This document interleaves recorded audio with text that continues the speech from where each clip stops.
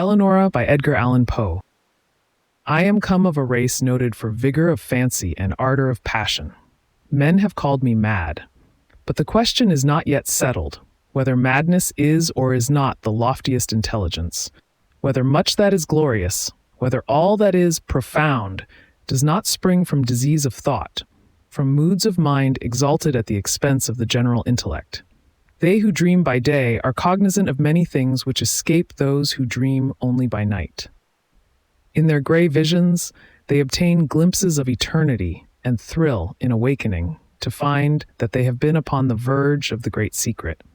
In snatches, they learn something of the wisdom which is of good, and more of the mere knowledge which is of evil. They penetrate, however, rudderless or compassless into the vast ocean of the light ineffable. And again, like the adventures of the Nubian geographer, aggressi sunt mare tenebrarum, quid in eo esset exploraturi. We will say, then, that I am mad. I grant, at least, that there are two distinct conditions of my mental existence: the condition of a lucid reason, not to be disputed, and belonging to the memory of events forming the first epoch of my life, and a condition of shadow and doubt, appertaining to the present, and to the recollection of what constitutes the second great era of my being. Therefore, what I shall tell of the earlier period, believe, and to what I may relate of the later time, give only such credit as may seem, do, or doubt it altogether. Or, if doubt it ye cannot, then play unto its riddle the Oedipus. She whom I loved in youth, and of whom I now pen calmly and distinctly these remembrances, was the sole daughter of the only sister of my mother, long departed. Eleonora was the name of my cousin. We had always dwelled together, beneath a tropical sun, in the valley of the many-colored grass. No unguided footstep ever came upon that vale, for it lay away up among a range of giant hills that hung beetling around about it, shutting out the sunlight from its sweetest recesses. No path was trodden in its vicinity, and to reach our happy home, there was need of putting back with force the foliage of many thousands of forest trees, and of crushing to death the glories of many millions of fragrant flowers. Thus it was that we lived all alone, knowing nothing of the world without the valley, I and my cousin and her mother. From the dim regions beyond the mountains, at the upper end of our encircled domain, there crept out a narrow and deep river, brighter than all save the eyes of Eleonora, and winding stealthily about in mazy courses, it passed away, at length, through a shadowy gorge, among hills still dimmer than those whence it had issued. We called it the River of Silence, for there seemed to be a hushing influence in its flow. No murmur arose from its bed, and so gently it wandered along that the pearly pebbles upon which we loved to gaze, far down within its bosom, stirred, not at all, but lay in a motionless content, each in its own old station, shining on gloriously forever. The margin of the river, and of the many dazzling rivulets that glided through devious ways into its channel, as well as the spaces that extended from the margins away down into the depths of the streams until they reached the bed of pebbles at the bottom.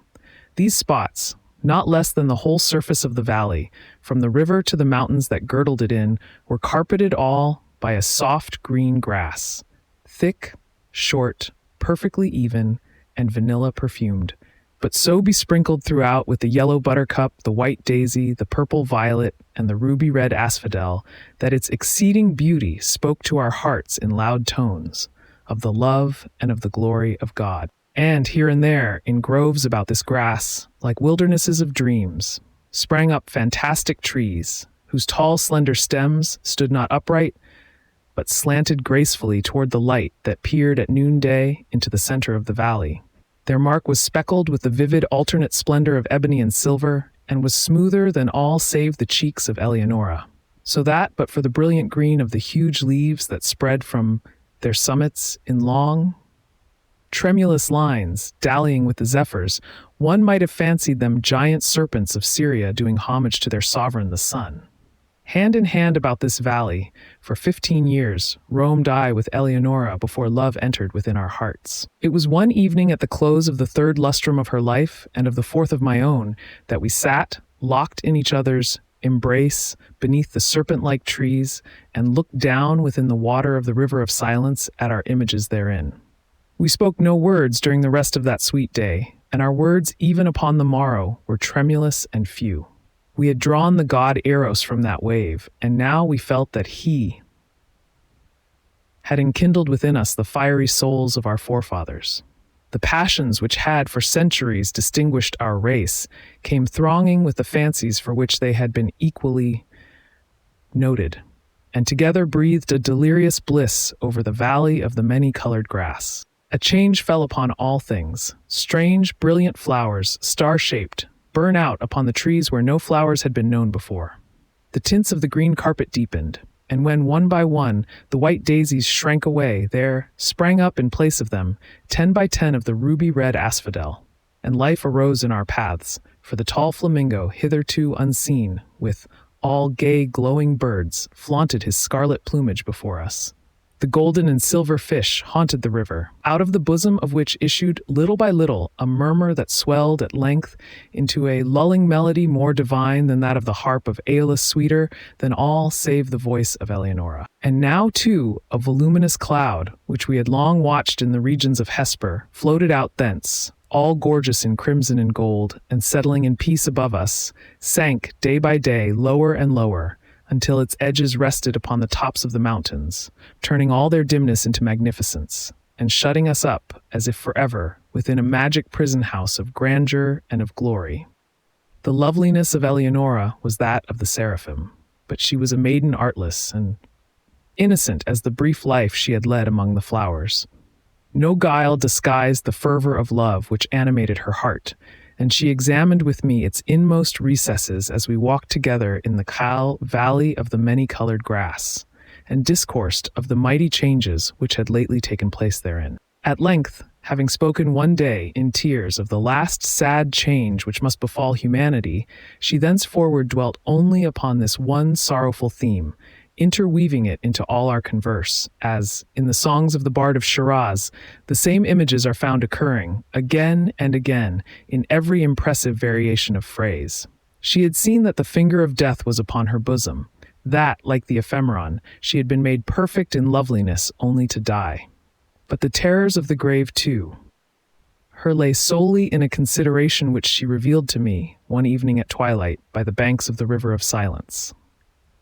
She grieved to think that, having entombed her in the valley of the many-colored grass, I would quit forever its happy recesses, transferring the love, which now was so passionately her own, to some maiden of the outer and everyday world. And, then and there, I threw myself hurriedly at the feet of Eleonora, and offered up a vow, to herself and to heaven, that I would never bind myself in marriage to any daughter of earth, that I would in no manner prove recreant to her dear memory, or to the memory of the devout affection with which she had blessed me.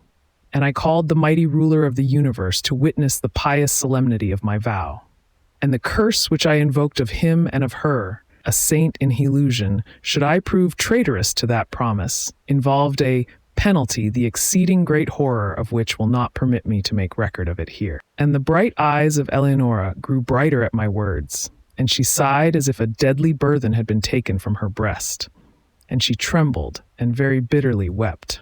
But she made acceptance of the vow, for what was she but a child, and it made easy to her the bed of her death. And she said to me, not many days afterward, tranquilly dying, that because of what I had done for the comfort of her spirit, she would watch over me in that spirit when departed, and, if so, it were permitted her return to me visibly in the watches of the night. But if this thing were, indeed, beyond the power of the souls in paradise, that she would at least give me frequent indications of her presence, sighing upon me in the evening winds, or filling the air which I breathed with perfume from the censers of the angels. And, with these words upon her lips, she yielded up her innocent life, putting an end to the first epoch of my own. Thus far I have faithfully said. But as I pass the barrier in time's path, formed by the death of my beloved, and proceed with the second era of my existence, I feel that a shadow gathers over my brain, and I mistrust the perfect sanity of the record. But let me on. Years dragged themselves along heavily, and still I dwelled within the valley of the many-colored grass. But a second change had come upon all things. The star-shaped flowers shrank into the stems of the trees and appeared no more. The tints of the green carpet faded, and one by one, the ruby-red asphodels withered away, and there sprang up, in place of them, 10 by 10, dark eye-like violets that writhed uneasily and were ever encumbered with dew. And life departed from our paths. For the tall flamingo flaunted no longer his scarlet plumage before us, but flew sadly from the vale into the hills, with all the gay, glowing birds that had arrived in his company. And the golden and silver fish swam down through the gorge at the lower end of our domain and bedecked the sweet river never again. And the lulling melody that had been softer than the wind harp of Aeolus, and more divine than all save the voice of Eleonora, it died little by little away, in murmurs growing lower and lower, until the stream returned, at length utterly, into the solemnity of its original silence. And then, lastly, the voluminous cloud uprose, and abandoning the tops of the mountains to the dimness of old, fell back into the regions of Hesper, and took away all its manifold, golden, and gorgeous glories from the valley of the many-colored grass. Yet the promises of Eleonora were not forgotten, for I heard the sounds of the swinging of the censers of the angels, and streams of a holy perfume floated ever and ever about the valley. And at lone hours, when my heart beat heavily, the winds that bathed my brow came unto me laden with soft sighs, and indistinct murmurs filled often the night air, and once, oh, but once only, I was awakened from a slumber, like the slumber of death, by the pressing of spiritual lips upon my own. But the void within my heart refused, even thus to be filled. I longed for the love which had before filled it to overflowing. At length the valley pained me through its memories of Eleonora, and I left it ever for the vanities and the turbulent triumphs of the world. I found myself within a strange city, where all things might have served to blot from recollection the sweet dreams I had dreamed so long in the valley of the many-colored grass. The pomps and pageantries of a stately court, and the mad clangor of arms, and the radiant loveliness of women, bewildered and intoxicated my brain. But as yet my soul had proved true to its vows, and the indications of the presence of Eleonora were still given me in the silent hours of the night. Suddenly these manifestations they ceased, and the world grew dark before mine eyes, and I stood aghast at the burning thoughts which possessed, at the terrible temptations which beset me. For there came from some far, far distant and unknown land, into the gay court of the king I served, a maiden to whose beauty my whole recreant heart yielded at once, at whose footstool I bowed down without a struggle, in the most ardent, in the most abject worship of love. What, indeed, was my passion for the young girl of the valley, in comparison with the fervor and the delirium and the spirit-lifting ecstasy of adoration with which I poured out my whole soul in tears at the feet of the ethereal Ermengarde? Oh, bright was the seraph Ermengarde, and in that knowledge I had room for none other.